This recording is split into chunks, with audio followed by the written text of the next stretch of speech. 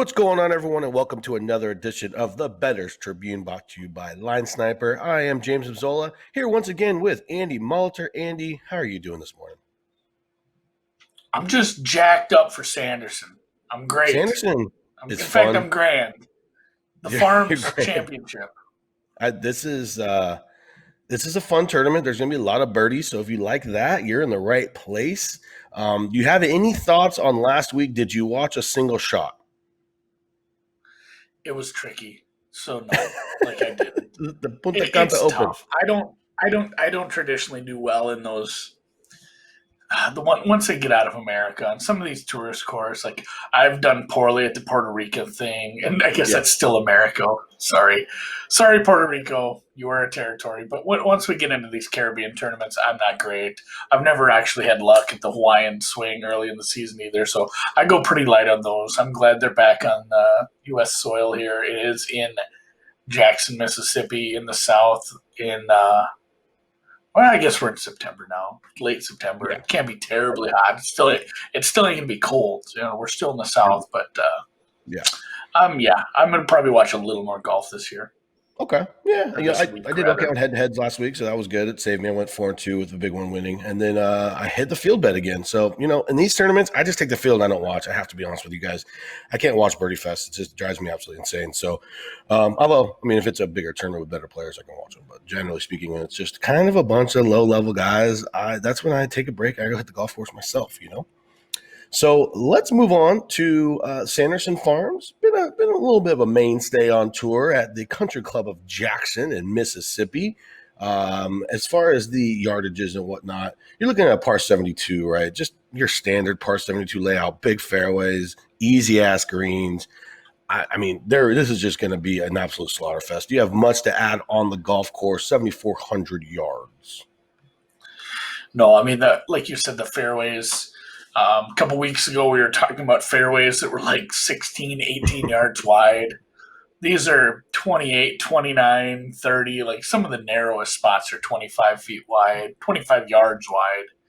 And Yeah. these are really big fairways. And it's not terribly penal to miss them. Like this is a bomb and gouge tournament. You need somebody who can hit the ball a country mile, and if it doesn't stay on course, such is life. If they're a ball striker, they're going to score here. There's some par fives that are reachable. At this kind of tournament, just this setup here, there's at least two that are fairly reachable. You need some guys who can get a couple strokes in the same hole in that way. So Eagles on those two, and then just all around good ball strikers are going to play well here because they're going to be easier greens again. Yeah. So the former winners, I think it's interesting to look because you have some really big long shots. So, if you have that field bet, I think it's another week for that. We'll go over the field, obviously, but Munoz at 66, Champ at 66. That was Champ's very first win on tour. Then we have a bunch of 100-to-1 pluses. Armour, 125. Gribble, who's not even on tour anymore, 125. Malnati, who's barely on tour, 250. One of the Taylors, not sure which one, Vaughn or Nick. I'm pretty sure it's Vaughn. It's 400. And then Austin not on tour anymore, 125. So, this is going to be a little bit of a crapshoot when it comes to figuring out a winner. What really happens here is guys get hot putting. The average winner is fourth in putting on the week. So, that's opposed to, 10th in green regulation, 27th in scram and driving distance, 36th in driving accuracy, strokes gained wise, third putting.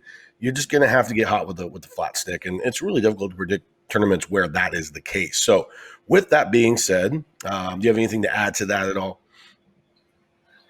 Oh, that's definitely kind of your prototypical golfer that wins a tournament like this. Yeah. There have been some birdie fests earlier in the season where we had a good field just because it was like, well, it's a shitty course and like it's easy, but everybo's playing because it's early in the restart and the field is amazing. And we're going to see somebody just rip off like a 28. But the field isn't terrible, but it's lesser than those. So it is going to be somebody who just gets hot with the flat stick that's a decent ball striker and probably runs away with this at like 20, 22 to 1. 22 under, rather. Yeah, so you're going to have to get in the 20s. I agree. So, just looking at the field, this field is better than what we saw last week. I would say by a large margin. Oh Scotty yeah, Scheffler, yeah, Scotty Scheffler is the favorite at 10-1, and I have that as well deserved. Sung J M off of it's a little bit of a rocky post suspension 12. Will Zalatoris, who was the number one Corn Ferry guy who I absolutely destroyed going into the U.S. Open, and he destroyed me in turn. So that worked out well. He's at 20, which is still a little wild to me.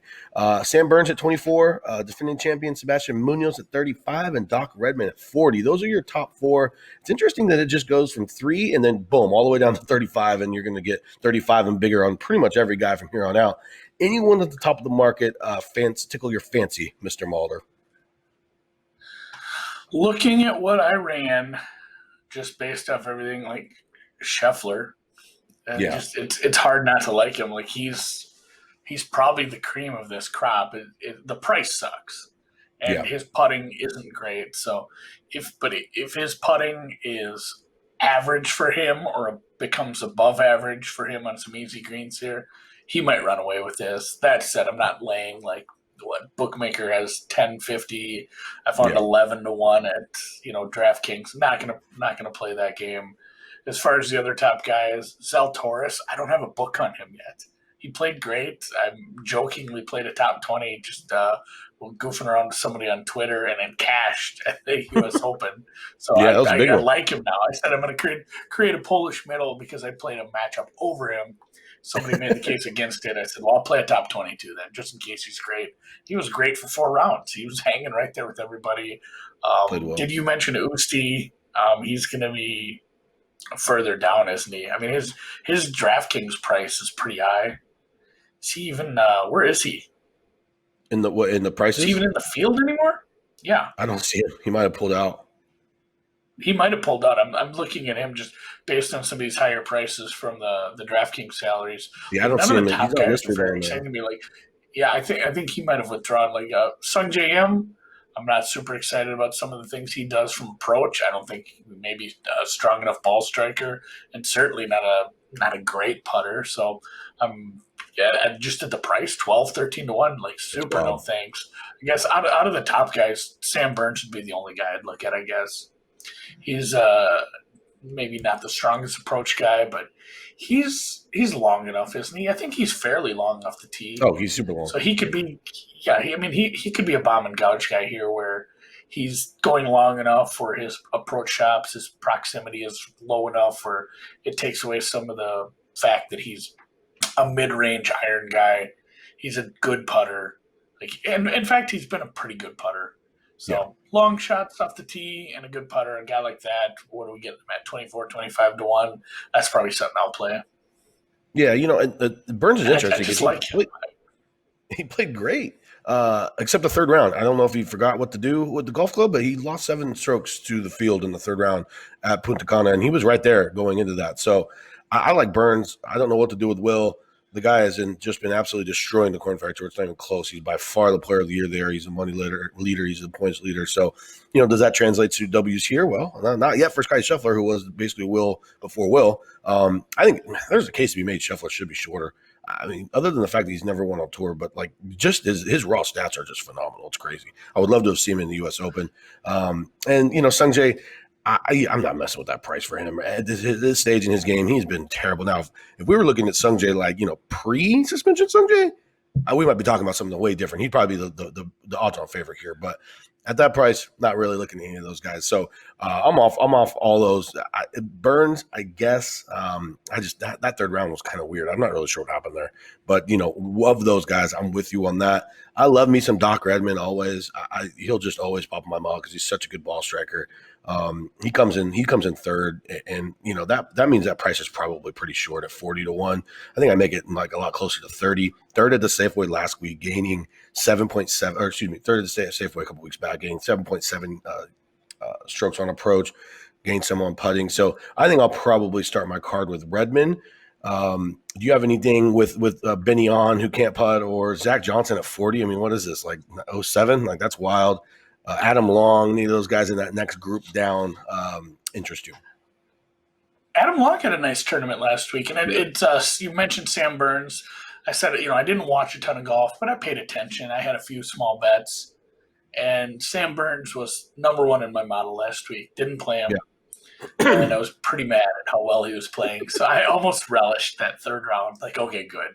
Because there's nothing worse than a guy being high and then you don't play him and he wins the tournament. So, and I guess I did kind of skip over Doc Redman. You brought him up in the first group. He's not far behind Sam Burns for me. Okay. He's a guy I've played a ton this year. There was one tournament I played like 6 matchups with him because they were putting him against the same people over and over. And I said, he's better than this guy. He kept winning these matchups for me. Not the longest guy off the tee, but he makes up for it with a really good approach game, good irons guy, decent putter. Like his price is probably takeable too. Like if you want 2 guys somewhere in the 20 to 40 range, it's probably those 2 for me, and maybe Adam Long. I guess what would be your knock on Long? Maybe a little shorter off the tee, but other than that, he doesn't have like a glaring flaw to his game. He's a good irons player and a decent putter, and he played well last week. Obviously, the price Yeah, is probably. I mean, that's not a terrible price for him.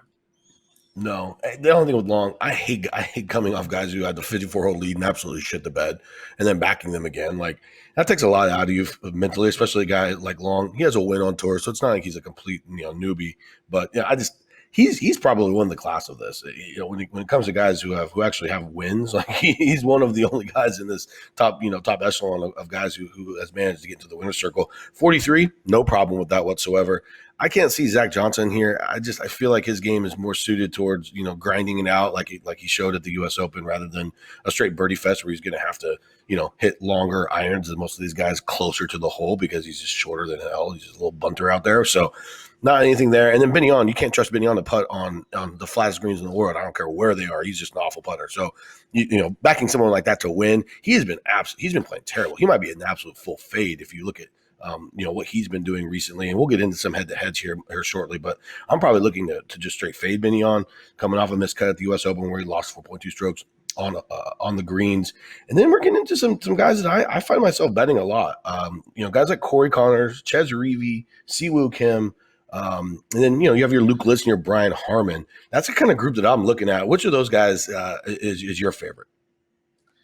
Yeah, Corey Connors is a guy I back a lot. And it's because he's and this is the kind of place you talk about some of the northern courses where you have the easy bent greens. And these greens are going to be easy too, just based on what was the stimp, like 12 and a half? If they're lucky. I guess they're not going to if they're lucky. Like I don't think these greens are going to be tough. And I think you can take a guy who is priced a little lower because he's a bad putter, probably. I mean, I try to take something else away from Corey Connors' game. Great irons player, decent off the tee. He's not the longest guy, but he can hold his ground there. Like he's lost a lot of strokes putting, and I don't think this is the kind of course that's going to be penalizing a player for not being super good with the flat stick. His price is tempting. He is a guy I've backed quite a bit, and that's where tournaments like this, I'd love to back bad putters. Because it's something where he can kind of equalize. Like being a really, really good putter isn't a huge advantage when the rest of the field has it easy. Like it doesn't separate you anymore, and it normalizes it all. And bad putters all of a sudden are beating good putters in matchups, and scooping high on the scoreboard. Absolutely. I think it's what is his price? Connors, you're looking at 35. Yeah, right in there. Guy I'm looking at who had a nice run post suspension, made a bunch of cuts, and he's former Players Tour winner or Players winner. Siwoo Kim at 38 is pretty interesting to me. I think class wise, ceiling wise, he's up there with all these guys. I mean, we've seen him go nuclear plenty of times on the golf course, both going low and then making really bad decisions and losing golf tournaments at the same time. So, he's lost strokes on approach in 2 straight, but he's the kind of guy who can flip it in 2 seconds. So I really like him at 33. Luke List is an absolute bomber who can't putt. I mean, we're just really kind of being redundant with this because all the guys in here have major flaws in their game, or they wouldn't be here. They'd be hanging out at home like all the rest of the guys. Luke List, he's in that same thing, yeah. Yeah, I mean, they're all the same guys, really. But I like him. Yeah, and I do too. I really do. But generally, I feel like this is it's such a random tournament. I'm going to be looking a lot more at maybe a field bet and then playing a bunch of the head-to-heads, trying to find guys that I want to fade. So when you look at your model, let's transition a little bit, just because, I mean, talking about the word, this is just trying to like pick fucking, needle in a haystack right now, trying to figure out which one of these guys who are super inconsistent golfers week-to-week basis are going to be able to put it all together for 1 week. So when you look at your model and you start to dive into head-to-heads, who are some of the guys that you will be looking to fade and just to be looking to get matchups? Because they are slowly popping here, so we can probably go over a couple of those.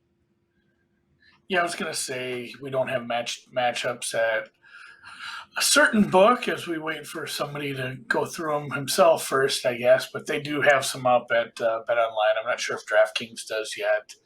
I have a few guys I'm looking to fade, and it sucks when you have these guys you line up to all ready to fade, and they put him up against somebody else like Benny On. I was fully ready to fade him, and they put him up against Zach Johnson. Who is another guy I wanted to fade here. Every time this happens to me, like Zach Johnson is another guy whose price I think is way too high considering how I have him rated at a tournament like this. Again, maybe it is the case of the inverse of how we talked about Connors and List. Zach Johnson, great putter. The rest of his game kind of sucks. Like if that's not going to buoy him up at this kind of tournament, I'm fully ready to back anybody against either of those two. So I do wait, and if people don't have more than one book or shop around on this is kind of important for golf because there are multiple sets of matchups for most tournaments. So you'll have like the main set that's on the board, and then you have kind of these alternate ones that in different books, they'll have the same thing, but I don't know if you have a names for them, James, but I call them the bookmaker and the bet online ones because some people copy one book and some people copy the other one. Kind of depends on where you're betting. So I always look at those two, and then once I decide that the price is close, then I'll start shopping at the other books that have that set of matchups. So I'm hoping when we get more matchups up that Benny On and Zach Johnson are facing other people because I'd like to. I guess there is a Harmon Zach Johnson one I'm looking at. They put all those guys together. Harmon, bullshit.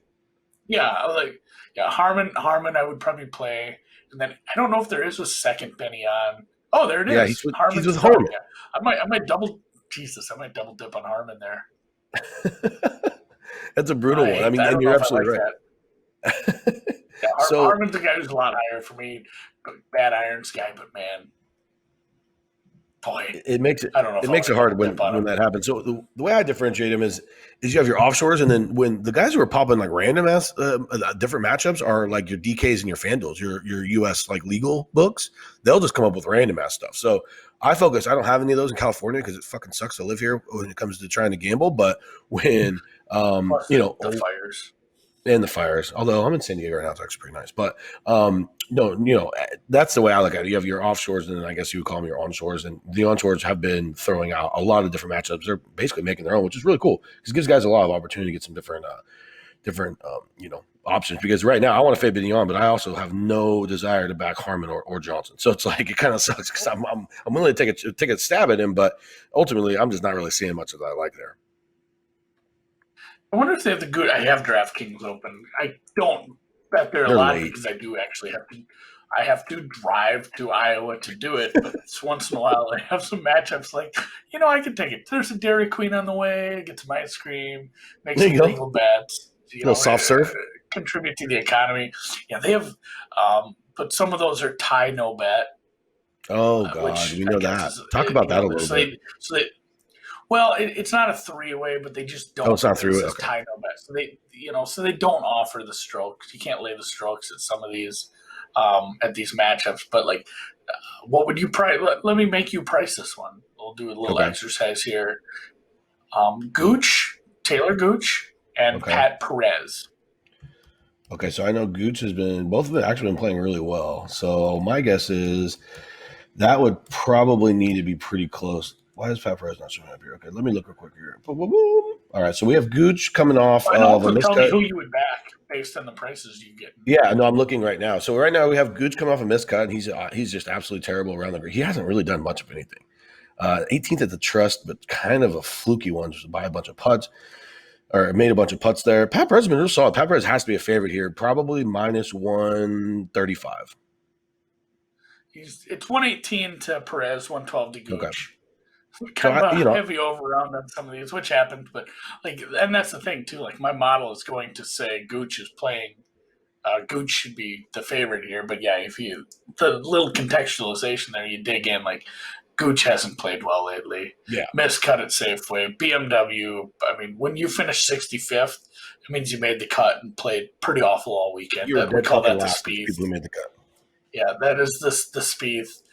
Some decent results in early August there. So I guess I don't know what happened. He missed cut at PGA, 18th at 3M, 18th at the Trust, 25th at Wyndham. So he's either a top 20 or a missed cut guy apparently, because 65th is pretty much that.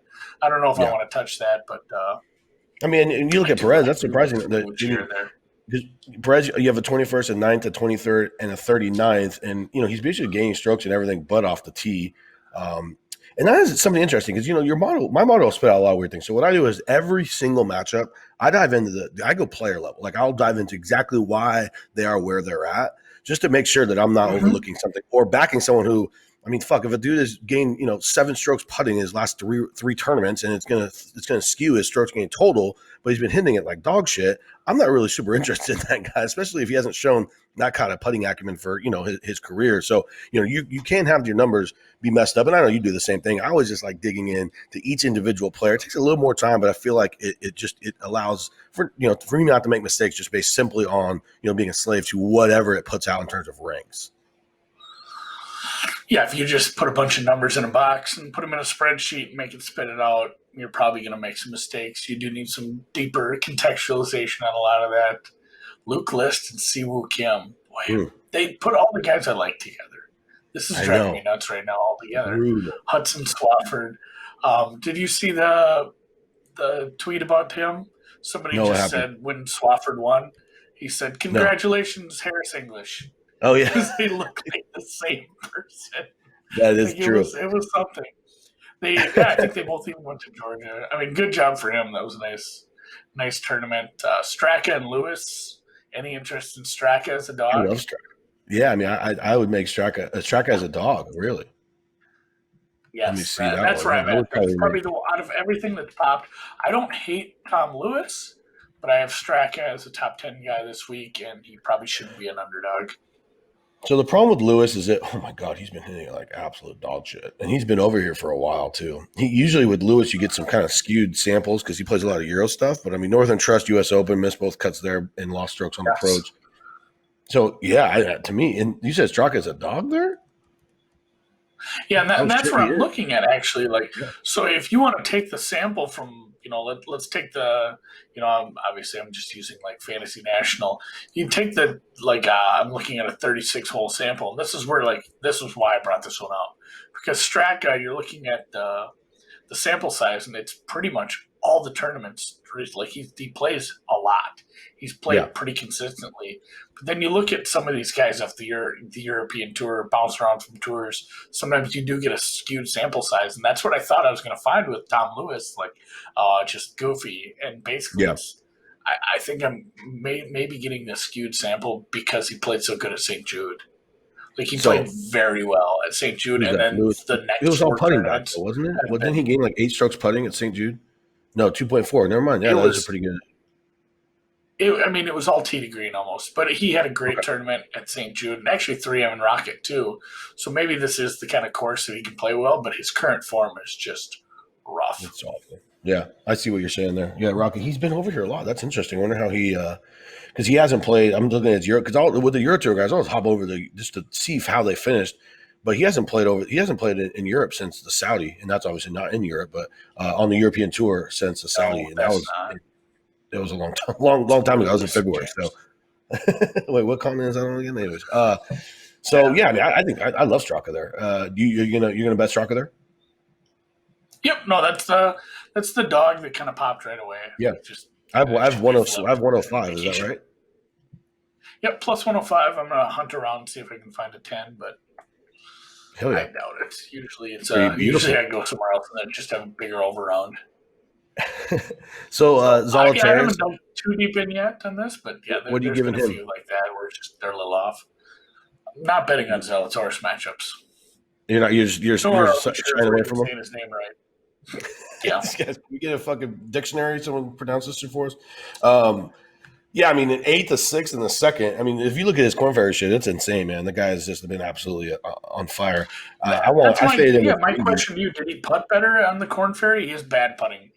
He has bad Oh my putting god! numbers on tour. When you look at him putt, it looks It's like just a he's never bad seen a sample, putter right? before. I have Yeah. no idea. I have no idea, but I mean, he hits it like a god. But I mean, have you seen him? Have you seen him over a putt before? It's fucking scary. And that's where I'm looking at like his sample size, and if you go the tournaments Bad. he's played here, yeah, you're only getting like shot gain total, Yeah, strokes that's all you're gain getting. total as the shot gain. So we don't So know. We don't know U.S. how. Open's the only sample you're getting recently. Yeah, The last sample you get from him with full stats is the 18 Wyndham. So which it's is that's super bullshit. tough to actually price this. It's tough to price this guy. Like he might be an okay putter, and we're probably ranking him way too low. So like Yeah, if I had to bet, I'd probably take Zalatoris. and he's Like the if you market. made me bet that matchup, I'd have to. The market agrees. He's I'm seeing minus 146 with against Burns, and let's see, he's The a dog dog to to him. Scheffler, and he's a dog Dog to to him. him. So maybe backing him versus him is the play. I don't hate backing him against him. I don't either because I mean Sungjae, you could just flip the switch in 2 seconds. Oh man, I don't know. Sungjae has gained over 10 strokes on approach his last 2 times out the Tour Championship in the U.S. Open. That's the kind of thing that you're looking for when you want someone to just completely swing it. So yeah, I'm probably not doing that either. But yeah, I don't know. It'd be interesting to see. That guy's gonna have a trick card real quick, considering how he's been playing on the Corn Ferry. But matchup wise, I think you're right. When we don't have a good sample, I probably just need to stay away. Just don't. There's no reason to make any dumb moves there. Yeah, it's going to be a light week for sure because they do. But it's early; we don't have a ton out yet. Sergio's playing, and I did confirm. Usti did pull out. He pulled out. Withdrew, Okay, so good man. I'm no with him on Usti, that pull Usti. out. Let's do everyone's favorite segment. Pull up the CC of Jackson scorecard for me real quick. And let's try and find a yes or no hole-in-one winner. Has Bet Online put that out yet? I wonder. Probably not, huh? We'll make our own number. I don't know. I think we're. I think yet. as a Props, podcast, I I'm think we're seeing them. 0 and 100. There is a hole-in-one number for the Scottish Open. Actually, yes, we have a hole-in-one number for the Scottish Open and Sanderson. Don't look yet. Oh shit! Okay, don't tell me. Of course, did you look ready? No, I have not looked. Okay. All right. So, number 3. The score break. So the number 4 hole is the 7th toughest hole. It plays just a titch above par, 3.03. The other part, and it's how far? 188 on that. 188. The second one is also 188. The number 7. It is the 5th toughest hole, 3.07. It plays. 223. The 10th hole is the 4th hardest hole, 3.08. And the last one is only a $153. It plays under par. This is happening. 9th toughest hole, 2.95. That is a short par 3. Yes, it's got to be a substantial. What are we going to price it at? Yes, it's got to be a substantial favorite. It's got to be, man. It's probably 155. 150. You were way wrong. Damn it. 150. Very close. I think I'll take. Same price as the Scottish Open, which I haven't broken.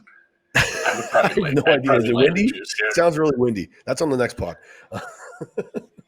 Yeah, we'll check on the weather. I don't know. It's a big field. You got 144 guys, 65 plus ties. It's probably a favorite to. It would have to. It'll be funny when it's not on that hole. It'll be on like the 223 or something. Yeah, for sure. So what is 155? There's people that can probably make eagle there. What does that give us? That's what percentage? You're really good at that. Or 150? 150? Oh, what percentage? Minus 150. Yeah. I mean, you go. It's at 1.66. So you got 1 divided by 1.66. You could do the calculator. Is 60%. I should have had that in my head. It's pretty high. That's probably good, though. I think that's a good number, obviously, because you're at that 155. It's just a really good number. Like, hats off to the bookmakers on that one. Yeah, maybe someone should give me a hole-in-one bookmaking job. Sounds like I'm pretty good at it. Just kidding. That would suck. Here's one more prop that in no way you should bet. Okay. A playoff featuring 3 or more players, 12-1. It's got to be like plus I'd need 20-1. 3,000. What?